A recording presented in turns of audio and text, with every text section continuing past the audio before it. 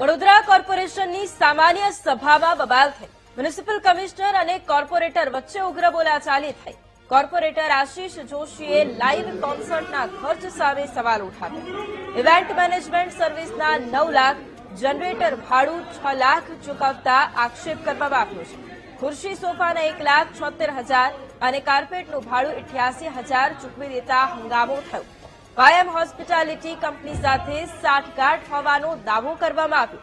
હંગામો થતા સભાને મુલતવી રાખવાની ફરજ પણ પડી છે. અમે આ શહેરમાં 67 સીમાં ઓછામાં ઓછા 100 કામો કરાયા છે. મોટા ભાગના ભૂવા પડ્યા છે. તો મારું એવું કહેવું હતું, તમને આટલી પ્રસિદ્ધિની ભૂખ છે તો તમે આ ભૂવા પર જઈને નારિયેલ વધેરો, હાર ચડાવો, ફોટા પડાવો. 67 સીના કામમાં તમામમાં કરી દો. ઇમરજન્સીની પરિભાષા જ તમે બદલી નાખો. એ ચર્ચા દરમિયાન માનનીય કમિશનર જરૂરી છે કેમ કરીને અમારી જોડે સવાલ જવાબ કરે છે કે જે કામ જરૂરી છે કરવું જ પડે. જરૂરી કામ કરવાથી કોઈ વાંધો નથી, નાગરિકો માટે કરો, પણ ઇમરજન્સીના કામમાં પણ તમે એને બ્રેક મારીને એનું ખાતમુહૂર્તનું મુહૂર્ત કાઢો, સમય બગાડો. એના પર મારો વિરોધ છે. મેં કહ્યું તેમ જ્યારે પણ આ વિષયોને લઈ અને એમના દ્વારા 67 સીમા વિષયો લઈ અને આ કામગીરી કરવામાં આવી છે, ત્યારે અમારા દ્વારા પણ એટલે કે ચૂંટાયેલી પાંખ દ્વારા પણ આ વિષય કમિશનરશ્રીને ધ્યાન દોરવામાં આવ્યો હતો કે અમને આ વિષયની પૂર્ણ માહિતી પ્રોવાઈડ કરવામાં આવે, જેથી કરી અને અમે આપના આ પ્રશ્નોનો જવાબ ચોક્કસ આપી શકીએ. તેમ વડોદરામાં ભાજપના જ ધારાસભ્ય અને કોર્પોરેટર સામસામે આવ્યા. મહાનગરપાલિકાની સામાન્ય સભામાં બંને વચ્ચે ઉગ્ર દલીલો થઈ. કોર્પોરેટર મનીષ પગાર અને ધારાસભ્ય કેયુર રોકડિયા વચ્ચે બોલાચાલી થઈ. કોર્પોરેટર અને ધારાસભ્યોએ એકબીજા પર આક્ષેપ પ્રત્યાક્ષેપ કર્યા. છત્રપતિ શિવાજી મહારાજની પ્રતિમા બદલવા મુદ્દે માથાકૂટ થઈ. મુજમહુડા સર્કલ પર જૂની પ્રતિમા બદલી અને નવી પ્રતિમા મૂકવા અંગે બબાલ થઈ. ભાજપ કોર્પોરેટર મનીષ પગારે કહ્યું, સભામાં મરાઠી સમાજનું અપમાન થયું. કોર્પોરેટરની માનસિક સ્થિતિ પર દયા આવે છે તેવું ધારાસભ્ય કેયુર રોકડિયાએ જણાવ્યું.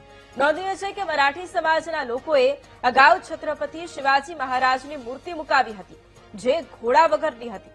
જોકે કોર્પોરેટર મનીષ પગારે ઘોડા પર હોય તેવી મૂર્તિની માંગ કરી રહ્યા છે અને કહી રહ્યા છે કે મને મરાઠી સમાજનું સમર્થન છે.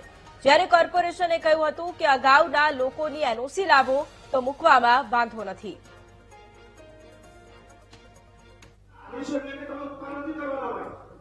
छत्रपति शिवाजी महाराज विषय આવી રીતે ના બોલી શકે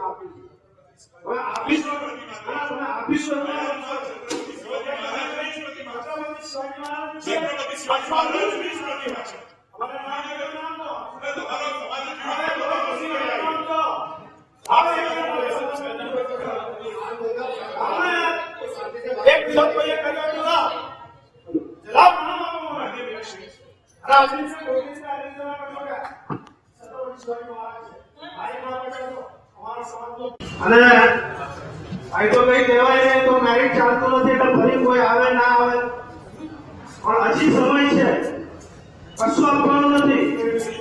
આજે એક ફરી આપવાનું છે કે મનીષભાઈ તમારા સમાજની તમારા સંસ્થાને પૈસા અમે કરાવવાના છીએ. મરાઠી સમાજ પોતે એક ખોટી વાત છે.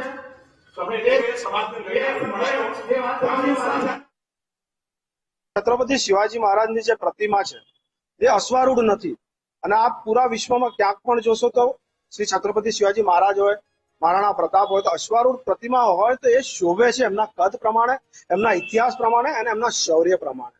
આ માંગણી છેલ્લા 3 વર્ષથી હું કરું છું. આદરણીય કેયુરભાઈ મેયર હતા ત્યારે પણ મેં માંગણી કરી હતી. એ પછી આ બેન મેયર પેન્કીબેન આવ્યા ત્યારે પણ માંગણી કરી છે, અને ત્યાર છતાં આ બાબતમાં કોઈ ગંભીરતાથી આજ સુધી એમણે આ બાબતને ગંભીર લીધી નથી. તેનું મને દુઃખ છે. અને આજે જે રીતે જે ભાષામાં જવાબ આપ્યા છે એ ભાષામાં પણ મને એવું લાગ્યું કે ક્યાંક આ અમારું અપમાન થઈ રહ્યું છે. એક નાની બાબત માટે જે પાર્ટીમાંથી હું આવું છું, ભારતીય જનતા પાર્ટી, હું બીજી ટર્મનો કાઉન્સિલર છું. હિન્દુત્વ અમારી વિચારધારા છે. તો વિચારધારાના જે યુગ પુરુષો છે, હવે એમની પ્રતિમાના વિષયને જો પણ ગંભીરતાથી ન લેવામાં આવે તો એ ખૂબ દુઃખની બાબત છે. મને કોર્પોરેટરની માનસિકતા પર દયા આવે છે. જે માણસને એ ખબર નથી કે ત્યાં મૂર્તિ છત્રપતિ શિવાજી મહારાજની જ છે, બીજી કોઈ મૂર્તિ નથી, અને એ પણ છત્રપતિ શિવાજી મહારાજ જોડે જોડાયેલા લોકોએ જ મૂકી છે, એમને નવી ઘોડાવાળી પ્રતિમા મૂકવી છે, તો એનો પ્રોસેસ સિમ્પલ એટલો છે કે જેમને આ મૂર્તિ મૂકી છે, જે ટ્રસ્ટે મૂકી છે, જે વ્યક્તિઓએ મૂકી છે, એની પાસેથી એનઓસી લાવવી પડે કે આ મૂર્તિ છત્રપતિ શિવાજી મહારાજની હટાવીને નવી ઘોડાવાળી મૂર્તિ મૂકવી જોઈએ.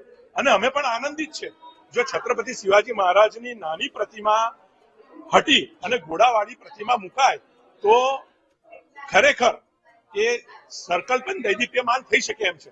પણ એના માટે પ્રાથમિક જરૂરિયાત છે જે લોકોએ છત્રપતિ શિવાજી મહારાજની જ પ્રતિમા મૂકી છે એ લોકોને સમજાવીને ત્યાં ઘોડાવાળી પ્રતિમા એસ્ટાબ્લિશ થઈ શકે.